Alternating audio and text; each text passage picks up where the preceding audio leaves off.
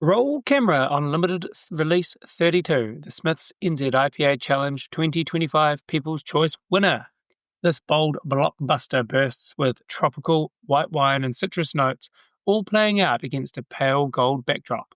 The finale, a firm bitterness that leaves you wanting a sequel. Try it now.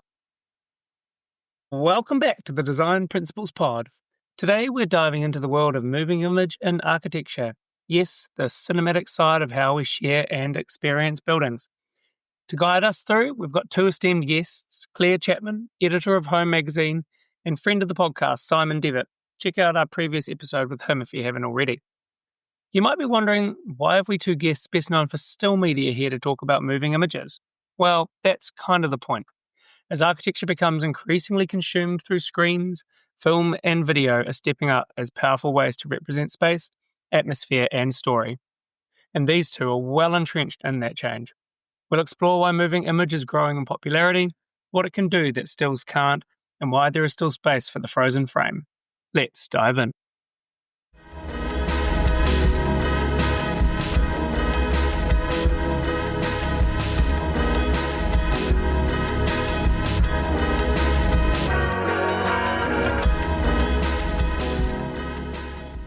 We've got Simon Devitt back again. Welcome, Simon. Hello, mate. Welcome. For your annual visitation to the pod.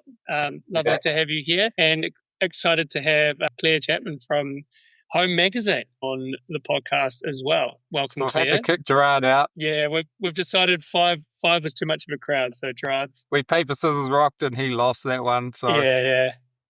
He's actually gone to the EBOS movie night. So sort of topical, I guess, a little bit with what the conversation is going to be about today. We thought we'd get you both on. Simon, I think you and I were sort of bouncing around ideas on this at a shoot one day and sort of talking about moving image in architecture and the role that it has to play and its use in portraying architecture in a different manner. Thinking about it before we jumped on the call, it's sort of funny that we've probably got two people that are potentially better known for still media on to have a chat. But then again, I think you both are excellent proponents of the moving image format as well. just to clarify, moving image, you're talking videos, you're talking like render walkthroughs. Yeah, in my head, I'm thinking more completed project stuff. Just the way that it sells architecture in a different manner to the still image. And Claire, I just jumped off looking at a bunch of the shorts that you did for the Home Awards. And I think something that struck me with those is firstly how brief they are, but how much more of the narrative they give to the project that you wouldn't have got otherwise. And it'd be interesting just to get your thoughts on that and what it was like producing those for the awards. Yeah, I think it's really interesting, and they are really short, sometimes just 6 seconds, but what you can portray in 6 seconds with, short form video like that is quite amazing. And I think it's just, focusing on those little details, and they become quite immersive just even in that short amount of time. So it's really interesting sort of what you can do with that format. Found the one of Rafe's Carpal Pod. I know the project relatively well, but you see it in such a different light, particularly in the way that he talks through the project as well. I think that's something that is often missing with still image, and we can try and maybe write it down, but I'd say most of the time we as architects aren't particularly good with our words. So it's quite good to try and kind of like draw it out of us in front of a camera. And I feel like it's somehow, maybe this is just self-consciousness talking, but it seems less wanky when you're explaining it in front of the camera rather than writing it down. I don't know. Is that something that you guys sort of feel? I definitely think it's a more relaxed way of doing it, isn't it? I mean, not necessarily for the person in front of the camera, but, you're in the space and you can just sort of talk through it rather than, it's not as composed and sort of structured, I guess, as it would be if you were trying to write about it. And Simon, do you reckon, did you do, because I know you took the stills for the bunker house that won Home of the Year, did you do the moving image for that one as well? No, Paul does a lot of, almost all of the Home magazine moving image promotional awards stuff, and does a beautiful job, and also a really lovely guy. We work together a lot on shoots, and typically I'd be a no to having anyone else on a shoot with me, but Paul's great. So we have a good time, and he shot a really nice piece for Home Magazine of the bunker house. I did also shoot my own video, and often, well, not even often, I always shoot stills and video now, even whether it's a part of the brief or not. For me, it's a part of being able to understand a project, and I sort of dip in and out of those two mindsets, those two sort of headspaces of the still image and the power of that kind of narrative, which is more in the ambiguous and the kind of meditative, more implication and not explanation. And video sort of tends toward more explanation. And it sort of sits with that fast moving kind of appetite we have for visuals versus the still, which is perhaps more of the slow cooking kind of tension and wonder kind of area in the visual realm, I think. I wonder if that sort of more easily digested or maybe just more easily accessible aspect of video makes it more palatable in a way, I think, for the general public. You know, a lot of people, and we've had clients come to us being like, we want a house that could one day be on the local project. You know, that's an ambition for them. They never really talk about with like a house that could be in a magazine. Like it's always video related.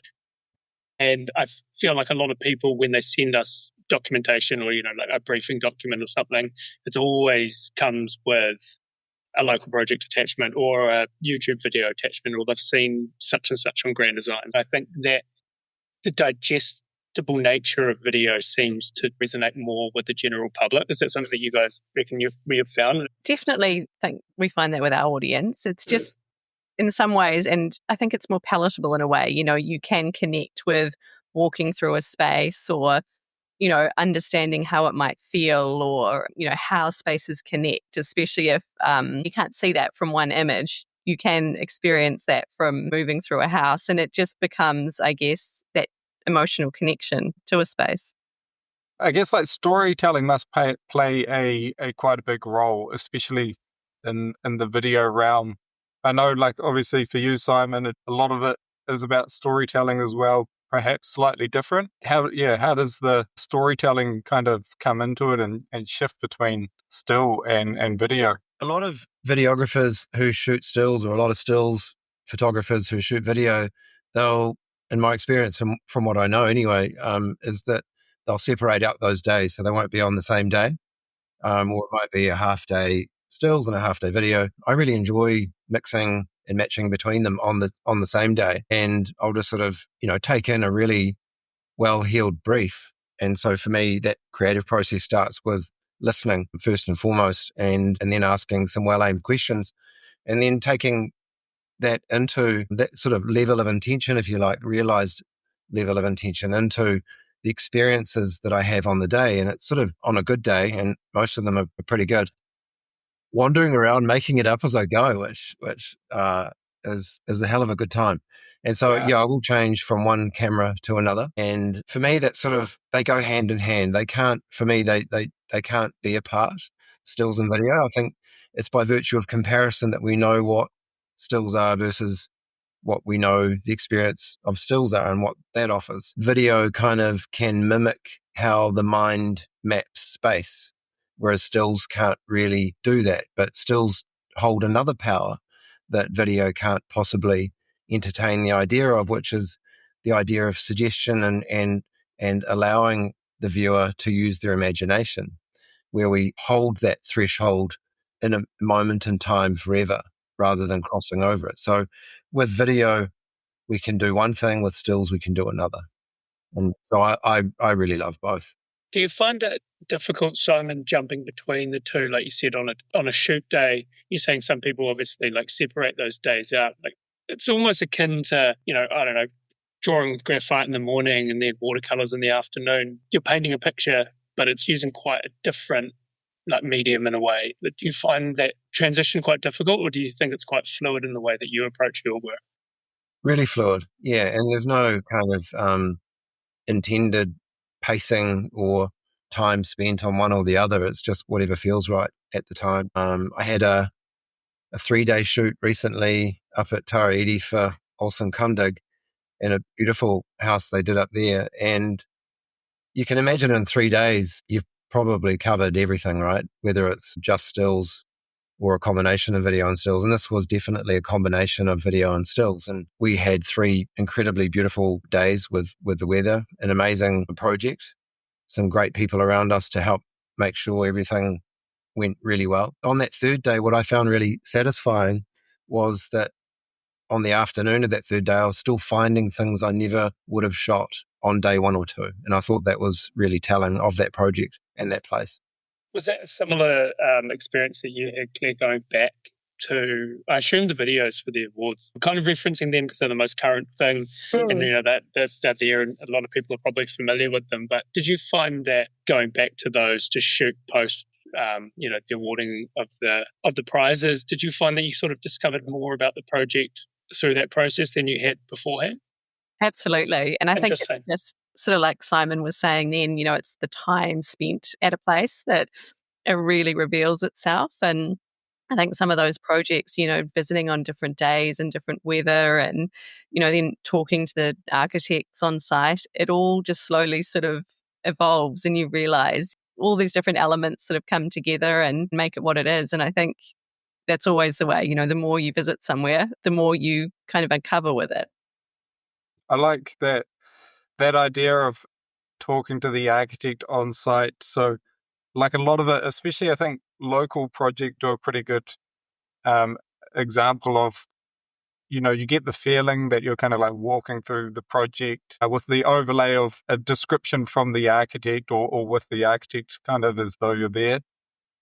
Just having that overlay of the intention behind the spaces, why they kind of designed it that way or what they were thinking or what it relates to, is really powerful. And I'm obsessed with a lot of those YouTube videos. I can spend hours watching them, that's for sure. What's interesting is I reckon that what's more powerful than a lot of those videos is actually the client's view on the client's reflection on their own project. Because I think we as architects can appreciate the architecture. People that sort of, we as architects, you and I, Ben, and then anybody else that sort of, inhabits that realm. For prospective clients or people that are looking to kind of understand a project better, I do reckon that the client's opinion and view is equally as powerful, if not more so. I've just recently watched that video, is it Shepherd Hut? That Fahrenheit did down in Wanaka, and just the client's passion for that project, you can kind of feel it just like resonate from them. And I don't think you'd get that necessarily from an architect. Like, we obviously love our projects, but they're one of many. Whereas for a client, oftentimes it's everything, you know what I mean? And I like that really tangible feeling that you get from the client's narration of their own project. Yeah, palpable, I think. Yeah. That experience, it can be. And there are, different stories from different clients. And some, speaking of that Piha bunker, that was how long was that, Claire? 7 years, I think, that Chris Smith was his client. 14, actually, I think. Was it 14 or something? Wow. Oh my God. That's a journey, all right. Journey. They fired each other at least once and the builder got and so some great stories come from these things. And, thinking of my time sitting down with Sir Athfield and the stories he was able to tell me about different homeowners and projects, let alone his own house, the village on the hill here in Wellington and Kandala. I mean, the stories that came out of that were ripe to be told in my first book, Portrait of a House. And so there's a hidden section where all the clients get to speak, and some of them even drew pictures. So I think, the client's view is underrated and really important. That's something that's pretty hard, although Simon, you just painted a pretty good example of it coming across in stills, but it's something that's quite hard to get, is that client's view in a still image, and oftentimes we're commissioning the photographs for our own promotional purposes. And I think it's changing, but less so video. But it's interesting, in conversations recently, we went through a brand renewal and chatting to the brand strategist, and she was just like, why don't you have more client videos? Why don't you have more feedback? Shorts can be 30 seconds of somebody being like, this was the process, this was great, this is my house kind of thing. That in itself is quite a powerful tool for helping you grow not only your business, but also like the architectural understanding, I think. It's great advice. I think, the one thing I talk about when I'm doing a workshop or mentoring is that on our own websites and our own Instagram feeds, it's us talking about us the whole time. Here are my pictures. Here are my projects. Here is me, me, me. When do we not talk about ourselves, or when do we give that space or that that channel the opportunity to breathe a bit more with someone else talking about us? And I think that's where testimonial can come in. Yeah. And suddenly when someone talks about you instead of you talking about yourself, it unlocks all of that other stuff you did, all of that other hard work you did getting that website off the ground and the money you spent doing it. I mean, that's your whole job, isn't it, Claire, to talk about other people in a way? Yeah, to tell their story. No, that's it. And I think just having, for us, it's all these perspectives come into play with everything we do. So it's interesting. One of the most recent videos we did was of Clive Barrington's house, Christchurch-based architectural builder. And it was really interesting hearing the architects. There was Johnstone Callaghan, talking about, their input and how it was quite special because he was sort of, is in the industry and was really wanting some challenging designs and wanted to be challenged with his own home. And I think that was a key part of the narrative and how the architecture came to be. It was quite unique, actually. You don't often sort of hear that side of the story. So, yeah, there's a lot you sort of learn, but I think in situations like that, it is where we can. It's lovely to kind of hear the perspective from the homeowner and the clients. Yeah, I was going to ask, is it something that you do commonly? Like, do you try to get as many kind of perspectives when you're formulating your stories as possible? Or is it oftentimes more architect-driven, or is it more client-driven, or what's generally the approach? Generally, it starts with the architect. Yeah. And from there, we will try and get as many perspectives as possible. In most cases, the clients aren't that keen to chat. So it makes that a little bit difficult. But we will get anecdotes and, little bits of feedback and whatnot. So, just depends on the clients. I guess when your key focus is the residential sector, people do often maintain their privacy a little bit. Absolutely. And fair enough too. And I almost wonder if that's a little bit of a barrier to the moving image aspect of it. I mean, you can kind of hide a modicum of sins through a still. Simon, I know we've been on shoots and don't worry about what's in the background kind of situation as you move junk away or furniture or something.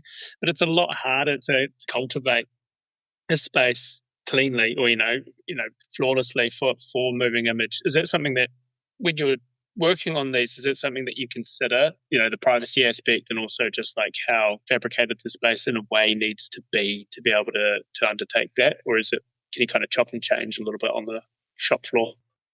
Typically, Claire will be able to speak to this really well, as well as that when I turn up to a shoot, there's already a lot that's happened. And I don't know how they lived before I turned up, but often from my understanding is that a lot has happened before I got there. Even the fridge is tidy on many occasions. So people are house proud. They've said yes. It's usually for a very good reason. They don't just love the architect, although they do love the architect, but they're really proud of what they've achieved. And they want to make sure that it comes across on the best light. And often that means things have been at least tidied. Often it can mean furniture's been changed out. Whole moving trucks sometimes come in and take whole house loads away, and another company will come in and style the whole thing. So there are iterations, of course, but generally quite a bit has happened. So when I turn up, things are pretty mint. There's not a whole lot for me to do or tidy away. So whether it's stills or video, there's a different set of constraints to consider, different, thoughts to have around how you're moving through a space. But there's not, in my experience at least, much to move or change. Yeah, interesting. Do you find that the same, Claire? Yeah, absolutely. And I mean, often we do get involved in styling beforehand. So, but I think, like Simon said, with still and video, it's the same parameters we're working with. So, not much different there, really.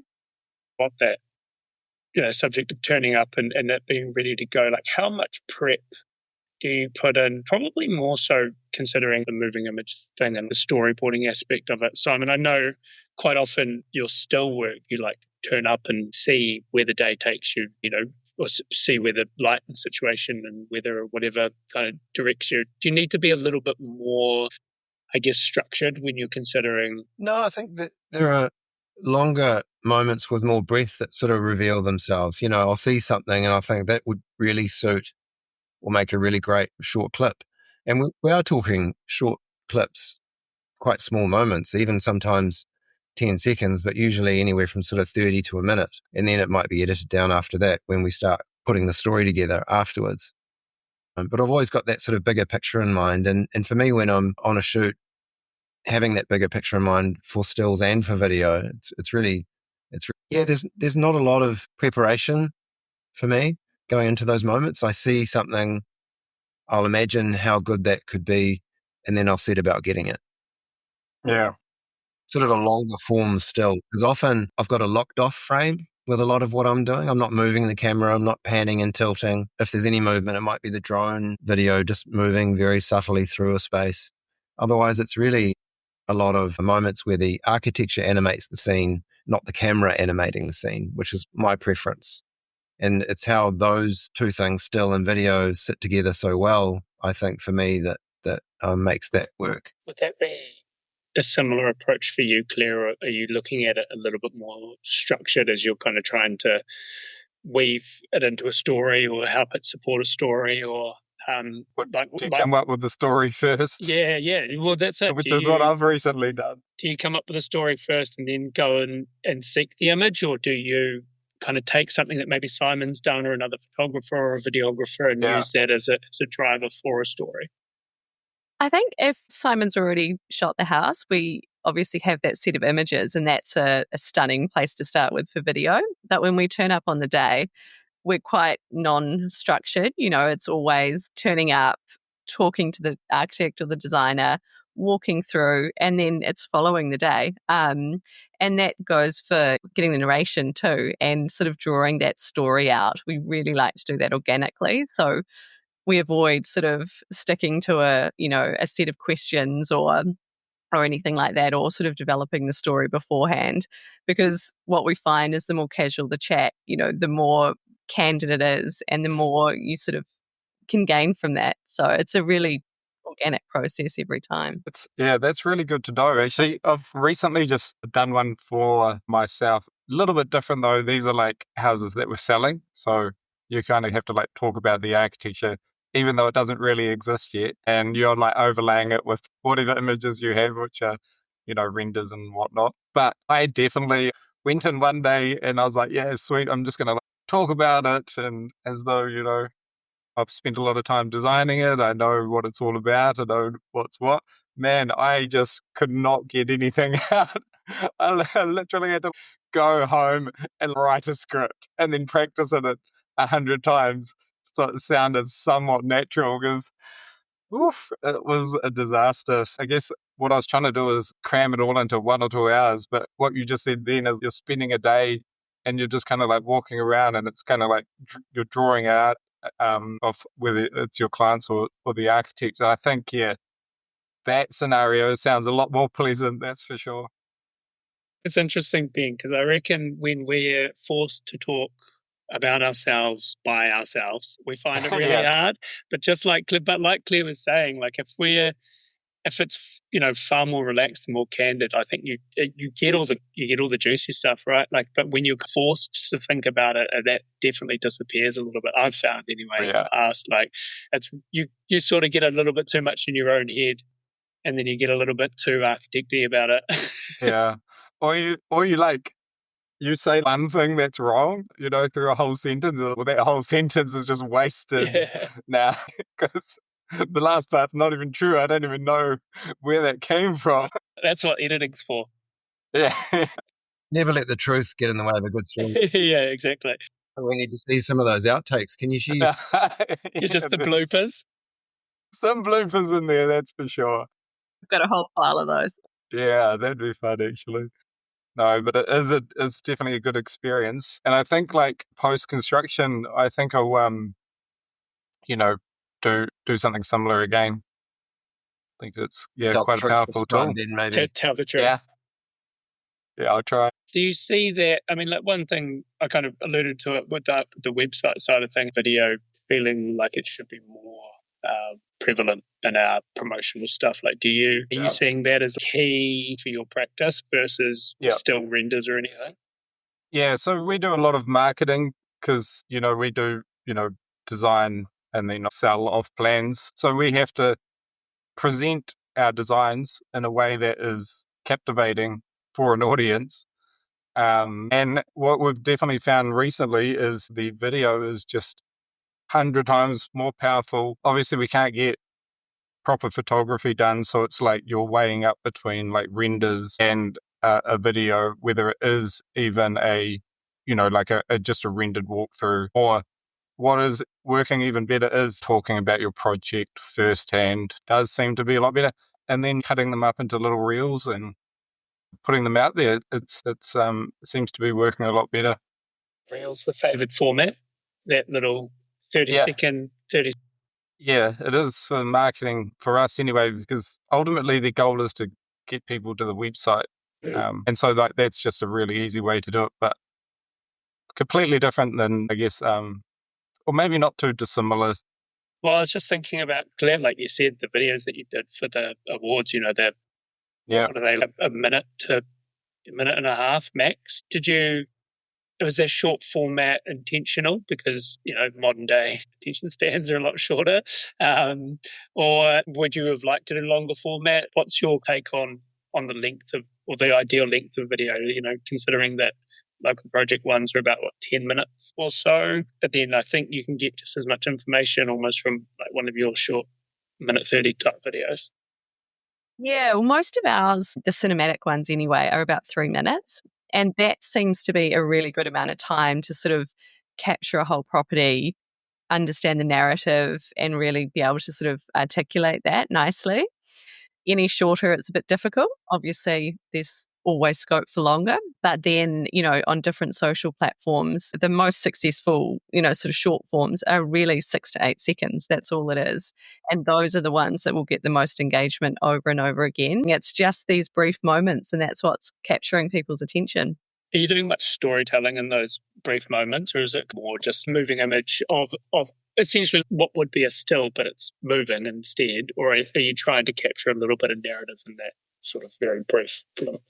Yeah, both actually. So we sort of do a mix. So we will do ones where there's a bit more narrative and they sort of are up to about 30 seconds.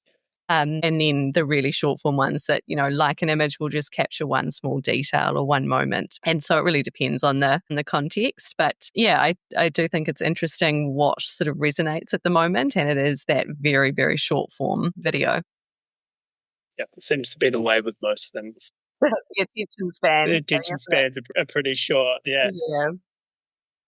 That's interesting. Have you considered, given the majority of the stuff, or, home magazine is print media, do you see yourself operating in that digital realm equally as much, given that kind of, speaking of attention spans, not many people sit down and read an entire magazine, as you'll probably be well aware, which is difficult, but they're beautiful things to have. But often the reality is, unless you're stuck on an Air New Zealand plane, you don't have a lot of time to digest the whole thing. Like, is that something that you're looking to investigate a bit more or work a bit more in that digital realm?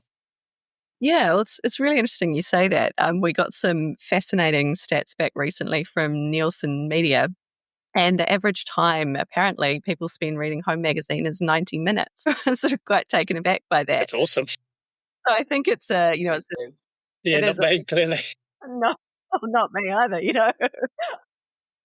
But, people do apparently.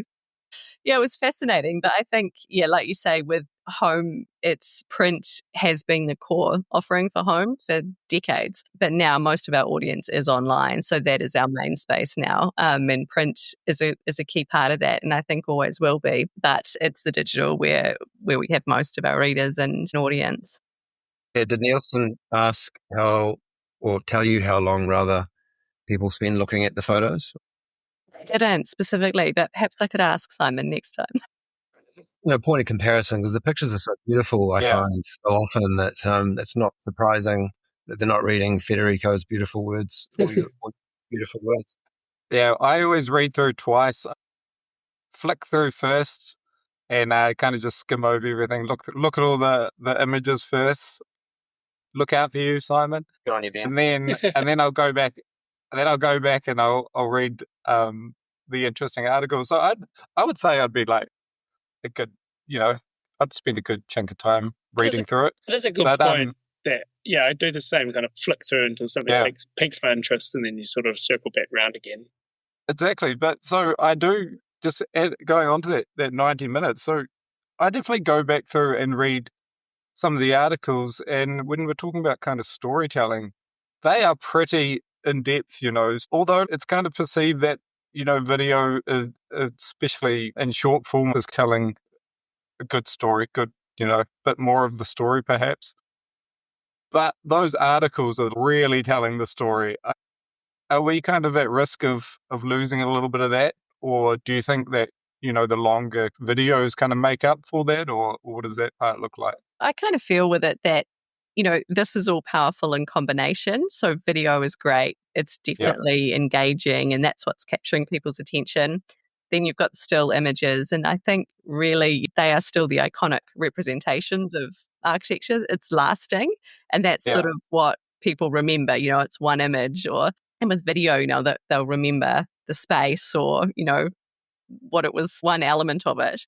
And then I think, you've got those written articles, and all together, that's a really powerful marketing package, for architects. Yeah. And it is engaging, giving people that choice, do they want a video? Do they want to look at these beautiful images? Do they want to read about it? That's where you sort of get that, I guess, the wider picture, isn't it? Yeah. And as you're saying, they are doing kind of two different things. I'd probably watch a video once, but I would sit there and open that book 10 times before the next issue comes out. In many ways, as you say, the photos are long form for sure. But it's interesting because with a video, if you see something you like, what do? You pause it, right? So you can spend more time. You can spend more time with the still image. I've literally never paused a video. Do you not? I do it. I do not pause it. I do it all the time. I do it all the time. I've never thought about pausing it. If something's really interesting, right, you can pause it and try and understand it a little bit more. Maybe that's just, that's the designer mentality, right? You kind of know, why is it? If you don't have... I would definitely Google it and see what other work they've done and that sort of thing for sure. Yeah, but if you don't have stills on hand, but you force the stills upon yourself, it's interesting you're saying that all these things work hand in hand, because I think a lot of the time it circles back to, talking about the way that clients or potential clients digest this sort of stuff. I see video as being that introduction to a project. A lot of the time, it's that quick understanding of what it's about. And if something interests you, then you go seeking that further time with that project or with that piece of work, whatever it may be. And that could be looking at stills. It could be reading a magazine article. It could be reading even a long form essay about it or something. Maybe like a tier process with depths that you want to go into a project with video at the top and written word maybe kind of not at the bottom. That sounds negative, but sort of the deeper you dive, the more nuanced it gets a little bit. In a world where design speaks louder than words, what story does your space tell? At Ortex Acoustics, they believe great design is more than aesthetics. Every product they create strikes a perfect balance between form, function, and sustainability, made to enhance how a space sounds, looks, and feels. From using recycled materials to pioneering carbon-negative wool, their commitment is to help you shape environments that inspire people and respect the planet. Explore the future of acoustics design at ortexacoustics.co.nz. Yeah, I think we've gotten to a point where in the media, particularly whether it's Instagram or Facebook or YouTube, we are starting to question, is that real or is it not? And so because we have my assumption, I'm 167, so maybe a 21-year-old might see this differently, but I've got quite an appetite for things that are authentic, and that I know are real and were crafted and worked on, blood, sweat and tears were involved. And so we're at a point now where we question whether something is authentic. So by virtue of that, I think we've gotten to a point where we have now a value decision to make around what we're looking at. And when we know something is real, then we're able to, I think, spend our time with that differently, make different set of value decisions around our experience with that. Stills and video could and can easily be doctored, and be made on a hard drive somewhere. So we have that sense, at least, that something is real and authentic. I think we do value it differently, and I think that's going to grow. Or my suspicion is it'll grow. Maybe the 21-year-olds, don't want that or don't care about that. I'm not sure, but my suspicion is that they do. I think that depth of reality kind of comes from, like we've talked about, those layers of project presentation, stills, video, and written. It's quite hard. I feel like it would be very hard to manufacture a project with all of those things, having inequality to them. If, just video, fine. You can fabricate that. Just stills renders, dime a dozen these days. But then written word and all those things laid on top of each other, I think that's where, that reality really comes in. 21-year-old Simon, you mentioned TikTok generation. Do you see there being more of a focus towards digesting like moving image over anything else? Or do you, clearly 90 minutes on Home Magazine kind of proves otherwise, which is awesome. Yeah, but do you see a shifting momentum towards the video aspect over anything else at the moment? I can think back to when I spent 10 years lecturing at uni, sitting down, talking, discussing, making work with 23rd-year architecture students. And they deeply care about getting revenge on pixels. They love making, like in the studios, they're making models. Yeah. There's PVA on their hands and Stanley knives everywhere. And we were, in my studio, we were making a photo books. Like we were absolutely... Physical photo books. Cool. And that involved making book dummies and printing photos. We had disposable cameras. We were at it. Our sort of pixel footprint, if you like, was being heavily weighed in on. And yes to the pixels, like great. Instagram's telling us to absorb a lot of information, a lot of influence very quickly through video. And they're deciding how we do view that by setting up stories and reels and things like that. I think wonderful, like to a point. But if that's all we have, I think there's a problem. I think if we have that and we can usefully compare, not destructively compare, what fast is by knowing what slow is. And I think slow is in the studio, it's crafting, it's making, and it's, for me, getting revenge on the pixels. Yeah, there's sort of a sense of impermanence, I feel, with video to a degree. Like there's something that's really tangible and long-lasting with something physical, like a magazine, a book. Still have architecture books in the studio, Biden books, 20th century, that massive 20th century architecture one that was produced in 2010 or something. It's wildly out of date now, but it's beautiful to look at. And it's just as inspirational, but I can't see a lot of people these days purchasing books like they used to digest, or purchasing magazines like they used to digest architecture. But I actually think it's the most purest way of doing it. It just seems a shame that, like you said, Instagram's sort of starting to structure the way we view things. I often, watch a lot of those little, short clips, mainly on YouTube, but I guess Instagram as well. One thing I wish there was more of, and I'm sure they are out there, but it's actually hard to kind of dig them out, is actually more long form videos. Claire, have you guys ever thought about doing something like a little bit longer? I would say even the local project is quite short. You do get through one building, but without getting into documentary, is short the way to go, or is that just kind of like the start? And then is there like space for long form as well to kind of really dive into the story?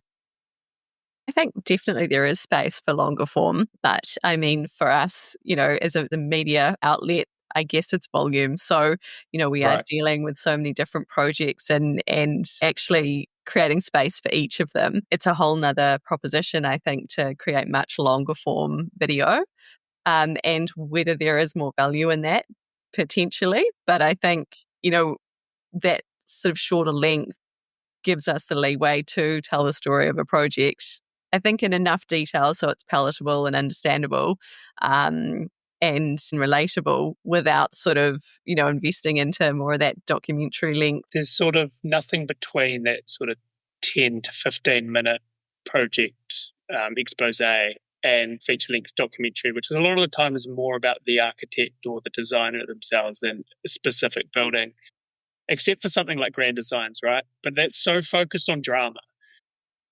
I guess you're right. Yeah, that is an example, though, isn't it? It is an example for sure, but I think it's not a great example of like portraying a project, like the realities of the project in a way. Like it's dramatized, right? So it would be interesting if something was to kind of fall into that hour-long, maybe 45-minute to hour-long space, whereas a little bit more in depth or almost think that maybe for a single building, it's too much time to tell the story. Yes, maybe, if you're looking at it from the whole process, right from the beginning, before it's out of the ground and through construction, I think there's so much scope. It just depends where you want to go with it, doesn't it? It's a lot of narrative for an architect to do, though. Yeah. That would be a process in itself. It would probably need quite a bit of storyboarding. Yeah. Couldn't go with the flow on that one, I don't think. Otherwise, it would be just really, I was going to say otherwise it'd just be really juicy content, but now we're just back to Grand Designs again, aren't we? It's really entertainment, isn't it? And so it depends on the intention, and our kind of reality TV states of mind really are looking for TV like that or entertainment like that or 7 or 8 minute videos and not, 25-minute videos. Some of the TV shows of the past, David Mitchell's TV show back in the 80s was about single projects, and that was the appetite for then. It's not the appetite for now because our intention is different. The way we're selling or what we're selling is different. So I think, it's a lot about intention. We come up with like a reality TV, like Love Island, but for architects or something. You're trying to find the right client for a building that you've designed, or likewise. You'd be great on Love Building. Just love building, just like really lean into it. So you buy some architecturally designed homes that have come up on Trade Me and try and sell them to the general public. Yeah. I don't know, man. It's a format worth exploring. I don't know. I think it's hilarious.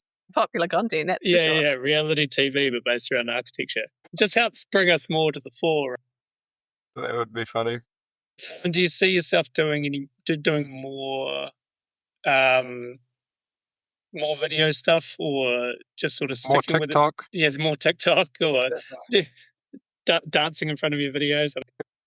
But do you see yourself like trending more in that direction, or is it still a balance, or is it still more still focused? Following on from that question to Claire about, do you see things moving more in the video direction or not?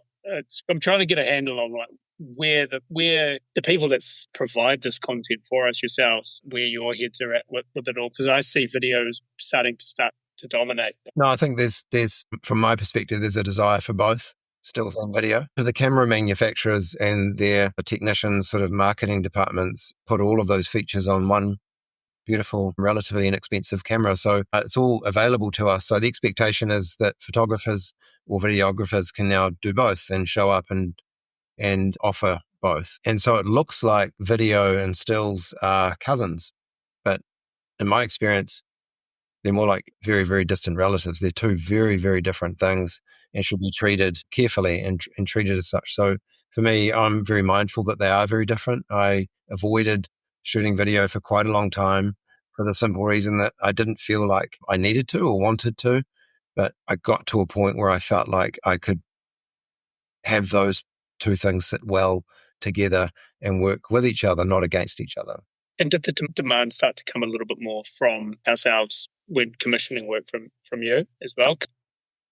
Started more with me making speculative video clips and shoots. And I remember the actual first thing I did was at Pete Bosley's Waterfall Bay house in the Marlborough Sounds, Michael Saracen's place. And it was a pretty intimidating place to turn up to. Michael Saracen, who's shot more Academy Award-winning films than you could throw a sledgehammer at, and an incredibly articulate, very passionate, incredible cook and great company who makes sure your wine glass is full as well. So it was a very interesting weekend. We had a power cut, we had a storm, we had sunshine, and I was able to make the video that I wanted to make, then recorded Pete talking about the house as a voiceover to accompany the video. So that was my first experience and something that I had imagined making and set out to make and made it. Looking back on it, I don't think it's that great. It's good. It's got all the intention and all the ingredients that I think make it interesting. Would I do it differently now? Of course I would. But as a first attempt at video with some interesting audio and a very small kind of, I think 6 or 7 minute clip, it's good. I like it. Was Pete, given that you kind of instigated that, what was Pete's response as the architect? Was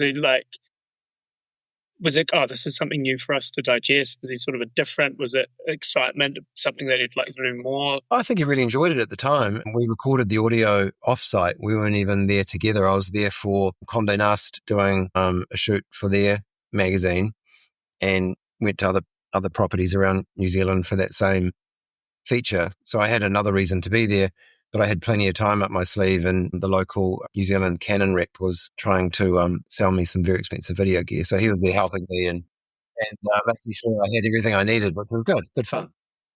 Yes. And Claire, are you finding that there's more, do you demand, I guess, in doing features for projects or something, is there an expectation from you that video accompanies the imagery, or are you finding that architects are sending that to you more regularly, given that we're sort of the ones that try and instigate the stories? Or from our perspective, I feel like we're seeing a lot more power in video than we used to, and I'm just wondering if there's the appetite for it from the publishing side. Yeah, absolutely. I mean, I'm not sure about others, but our thing I guess our ethos now is to try and film everything that we cover. So we've sort of been building up to that, and we're getting quite close to achieving that now. So what we want to do is, for every feature, we've got the beautiful stills, we've got the story, and the video, and often short, very short clips as well. So it just allows us to really market each project and get it to every different audience in the way that they want it. And so we create all our video ourselves, rather than I've never had an architect send us a video. So it's something that we sort of do. And is that for do you kind of target most platforms as well now? As in Instagram and YouTube and whatnot? Yeah, all of them. Apart from TikTok, which is our sort of growing child that we're working on. But apart from that, we're across everything. And video is on everything too. And just out of curiosity, are there some platforms that do better than others? Yeah, I mean, I think they're all different, aren't they? So obviously, YouTube with their shorts feature and that sort of content on there, it's a different, we will sort of create different content for different channels. So what'll work on YouTube and pique the interest of that audience will be different to what works on Instagram or on the website. So it's just sort of understanding, I guess, what works for each channel and who the audiences are. Before we kind of go, do you guys have any final thoughts, statements on the role of video or moving image, or where it might be going, or just anything in that ilk? I think obviously, video is huge, and it'll be a big part of our future, especially, as all these channels evolve. And I think that mix of sort of short form and cinematic and how they complement still imagery, it's the way of the future, isn't it? It's something we're all working towards.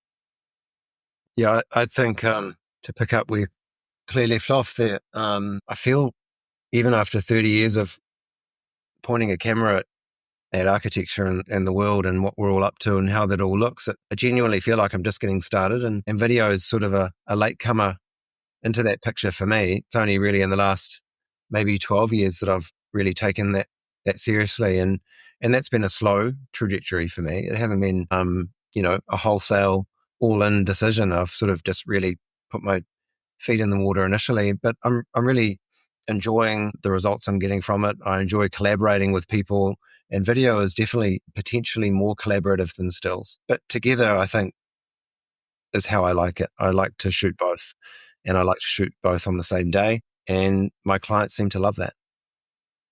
we've had stills forever, and we've digested stills forever, and they've been such a strong precedent and informer, I guess, for any of us really along our design journeys, whether you're an architect or an artist or whatever, really, a photographer, magazine editor. I'd say that we've all been pretty influenced by the still image, but I think that the moving image has started to have a bit more of an impact, ever since the inception of YouTube, really. And it continues to grow, I think, and we see that in demands of the industry. So I think it's something to certainly be aware of if you are commissioning work or looking to publish your work or looking to get your work out there. As moving image is probably something to consider pretty strongly, I'd say. Thank you both for coming on today. Thanks for having us, me, Claire. It's always a pleasure. It's always a pleasure.